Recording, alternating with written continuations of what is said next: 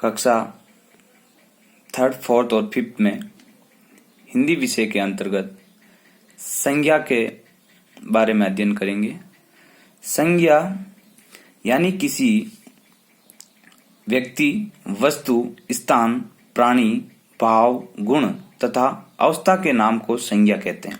एक बार पुनः, किसी व्यक्ति, वस्तु, स्थान, प्राणी, भाव, गुण तथा अवस्था के नाम को संज्ञा कहते हैं। जैसे व्यक्ति यानी राम, सीता, वस्तु, पुस्तक, मेज, कुर्सी आदि, स्थान जैसे जोधपुर, विद्यालय, अस्पताल इत्यादि, प्राणी जैसे गाय, तोता, मनुष्य।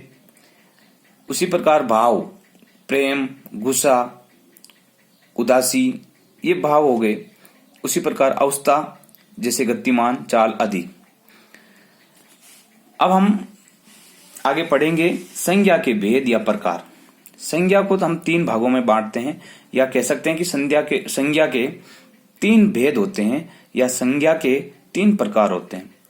व्यक्तिवाचक संज्ञा, जातिवाचक संज्ञा और भाववाचक संज्ञा। इसके अंतर्गत व्यक्तिवाचक संज्ञा यानी जिस संज्ञा शब्द से किसी व्यक्ति, वस्तु या स्थान विशेष का बोध हो, वाचक संज्ञा कहते हैं।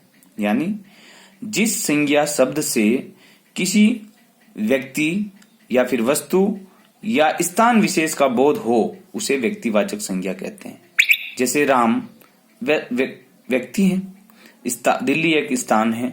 उसी प्रकार बर्तन, कुर्सी, चेयर, ये जो हैं वस्तु है। तो इनका अगर कहीं भाव आए, वो व्यक्तिवाचक संज्ञा कहलाती है। अब हम पढ़ेंगे जातिवाचक संज्ञा। जातिवाचक संज्ञा जिस संज्ञा शब्द से किसी संपूर्ण जाति का बोध हो, उसे जातिवाचक संज्ञा कहते हैं। जैसे गाय एक पालतू जानवर है, तो गाय यानी संपूर्ण गाय जाति के बारे में बताया जाता है। तो गाय यहाँ पर एक जाति हो गई। तो जिस संज्ञा शब्द से किसी संपूर्ण जाति का बोध हो, उसे जातिवाचक संज्ञा कहते हैं। अब हम आते हैं भाववाचक संज्ञा पे।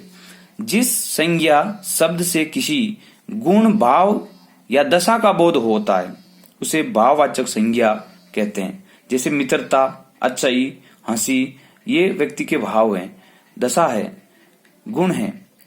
तो इनको हम भाववाचक